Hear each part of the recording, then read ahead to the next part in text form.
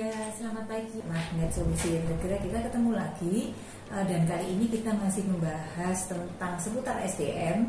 Dan tema bahasan kita kali ini adalah tentang bagaimana peran teman-teman di bidang HR untuk memudahkan terjadinya transformasi digital. Dan kali ini saya bersama Mas Yosi dari PT Wahana Gumilang Group gitu ya.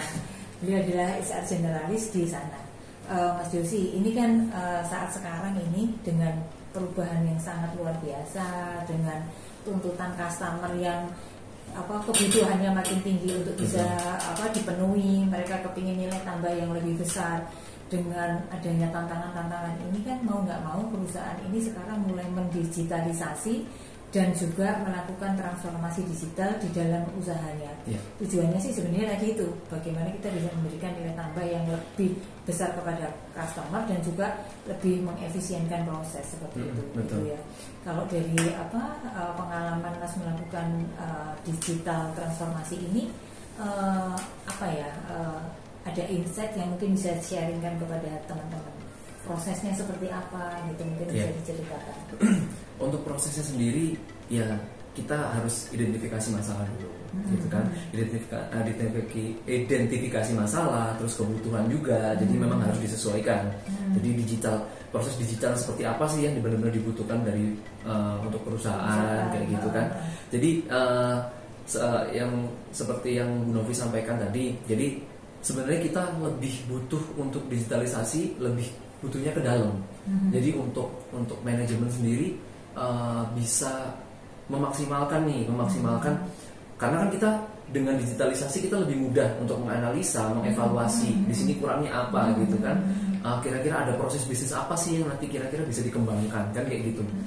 Jadi kayak ya prosesnya otomatis kita harus menyamakan dulu persepsi kan kita utuh nih istilahnya, namanya sistem kan nggak bisa dari atas bawahnya letoy gitu kan. Jadi dari bawah sendiri juga harus paham nih maksud atau tujuan dari perusahaan mengadakan ini apa gitu. Oke. Nah, karena transformasi, kalau kita bicara transformasi digital itu kan kita masuk ke semua lini bisnis gitu kan. Betul. Terus bukan sekedar tadi itu dari manual ke otomatisasi gitu kan. Iya, bukan sesimpel itu. Bukan sesimpel itu kan. Artinya berarti dengan orang-orang yang sudah terbiasa dengan cara-cara yang lama, itu selama ini pengalamannya kendalanya di apa ya?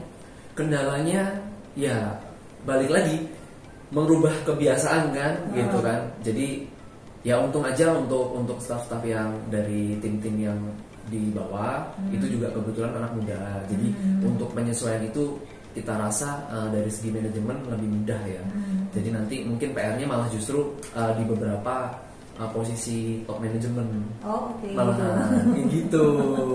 Tapi padahal idenya, kebutuhannya dari manajemen kan? Dari manajemen. Nah, tapi PR kita kan ada beberapa top manajemen yang memang istilahnya agak lama gitu kan, secara generasi agak lampau gitu kan. Nah, tapi saya lihat sih progresnya untuk beliau-beliau ini sudah mulai sevisi lah sama manajemen. Jadi untuk proses ke bawahnya juga udah mulai disesuaikan dengan apa yang dimau manajemen. Oke, itu kira-kira nih kalau kita mau melakukan ini prosesnya berapa lama sih? Paling cepat berapa lama? Nggak ngomong paling lama ya, paling cepat itu sebenarnya berapa lama kalau misalnya ada teman-teman ini yang ingin melakukan tadi transformasi digital? Kalau dari roadmap-nya yang saya bilang tadi, ada satu beliau yang jadi agent khusus. Itu saya lihat roadmap-nya ya kurang lebih 1-2 tahun. 1-2 tahun ya. Karena kan kita juga nanti bakalnya identifikasi yang bug-bug tadi yang sempat kita ngobrol, ini kurang lebih seperti apa yang harus di develop lagi apa kayak gitu kan. Karena kita sistem trial and error juga gitu kan. Kalau kita nggak sambil running, kita kan nggak tahu nih kurangnya di mana. Gitu. Oke, nah idealnya itu startnya dari divisi atau bagian apa ya? Start dari divisi atau dari bagian mana? Gitu. Kita sih ini mulai kita rapikan dulu untuk database karyawan. Oh, oke. Ya itu kemarin kita memang terkendala karena ada turnover untuk HR-nya. Jadi ada pencatatan atau dokumentasi dari karyawan yang kurang lengkap. Nah dari situ ini saya rasa kita komplitkan dulu untuk dokumentasi untuk database karyawannya, baru mulai ke divisi-divisi yang lain. Oke, jadi mungkin mulainya dari proses yang apa ya, gampang dibuktikan gitu ya. Ya, karena kita lihat tuh rapi gitu kan. Kalau kemarin kita agak kurang rapi karena untuk template belum ada template baku gitu kan. Jadi terus kebanyakan kemarin untuk pengisian form gitu kan, kebanyakan dari yang bersangkutan sendiri gitu kan. Kadang ada yang di skip untuk itu gitu kan. Kalau sekarang misalkan ada bagian khusus istilahnya HR-nya yang masukin gitu kan. Karena setiap HR ganti template-nya kadang beda gitu loh. Oke, iya. Oke, dan itu kan sebenarnya buang waktu ya. Maksudnya itu ganti orang, ganti template gitu kan, sehingga nanti harus masukin lagi kerja lagi kan. Kadang ada yang ngeluh juga, loh bukannya kemarin udah sempet di-share ya form ini, kok saya ngisi lagi gitu loh, yang form kemarin di mana? Itu jadi kita PR jelasin lagi kayak gitu. Oke, nah ini kalau di perusahaan yang misalnya ada beberapa generasi gitu ya, jadi katakan masih ada mungkin baby boomernya masih ada, Gen X-nya masih juga ada, lalu ada milenialnya, terus mungkin masuk anak-anak baru yang Gen Z-nya itu gimana? Saya merasa bahwa kendala terbesar adalah pasti dari generasi yang lebih lama ya. Betul. Nah, itu pendekatan apa yang dilakukan sehingga kemudian mereka bisa lebih smooth menerima perubahan ini?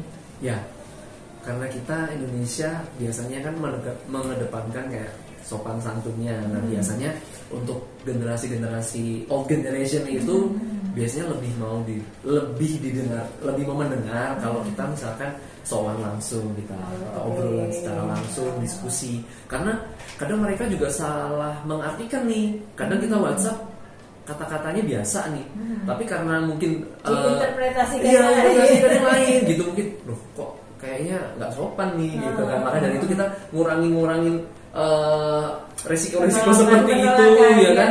Kita lebih enak kita ngobrol, kita sowan langsung istilahnya. Begitu. Oke. Terus kalau seperti itu sampai kalau ketika ini sudah berjalan, mengevaluasi bahwa ini sudah berhasil atau belum, gimana caranya evaluasinya? Mengevaluasinya pertama sih kita harus mengidentifikasi, maksudnya dalam artian gini, dari teman-teman semua nih kita sudah satu suara atau belum sih gitu kan. Jangan sampai ya tadi dengan terpaksa, memang awalnya kan dipaksa jadi terbiasa gitu kan. Nah jadi identifikasinya kita harus pastikan untuk teman-teman sendiri sudah seia sekata nih kayak lagu lama itu ya, yang saya lama banget kayaknya. Ya seia sekata itu dulu sih. Kita nggak usah mulung-mulung lah ngomong yang macam-macam gitu kan. Yang penting teman-teman nangkep yang dimaksud atau yang dimau perusahaan seperti apa, manajemen seperti apa. Oke. Kalau tadi itu bagaimana mereka menerima program itu gimana cara ngelihatnya itu tadi? Pertama dari kepalanya dulu ya, maksudnya dari kepala departemen atau divisinya itu. Karena dari segi HR sendiri kalau misalkan kita mengidentifikasi sendiri itu effortnya luar biasa. Jadi paling kita lewat dari kepalanya itu untuk evaluasi gimana sejauh ini progresnya sampai mana, kendalanya apa. Jadi semakin minim kendala sih harusnya semua yang kita mau, yang di manajemen mau sudah tersampaikan dengan baik. Oke, nah sekarang ini mungkin sebagai penutup ini ya, di situ obrolan pagi ini, yang sekarang sedang dikerjakan proyeknya untuk transformasi digital berarti apa ini sekarang?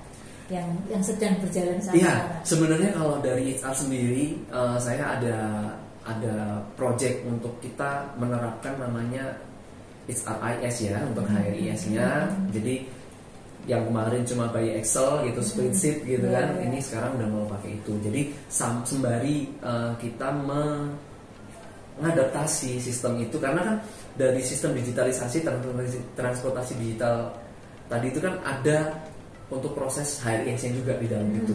Nah, maka dari itu ini mungkin saya mau kejar terus nih. Beresin di situnya. Iya, saya mau beresin dulu nih untuk HR-nya sendiri. Jangan sampai kita sebagai agent, sebagai pelumasnya tadi, kita sendiri masih kurang gitu kan, masih belum benar-benar menghandle untuk itu gitu kan. Ya. Oke, baik. Sukses untuk ini proses Terima transformasi kasih. digitalnya. Sama-sama. Dan juga mengawal transformasi digital di Wahana ya. Iya, sukses Oke. juga buat MSI. Ya, terima kasih. Terima kasih. Selamat pagi semuanya. Selamat pagi.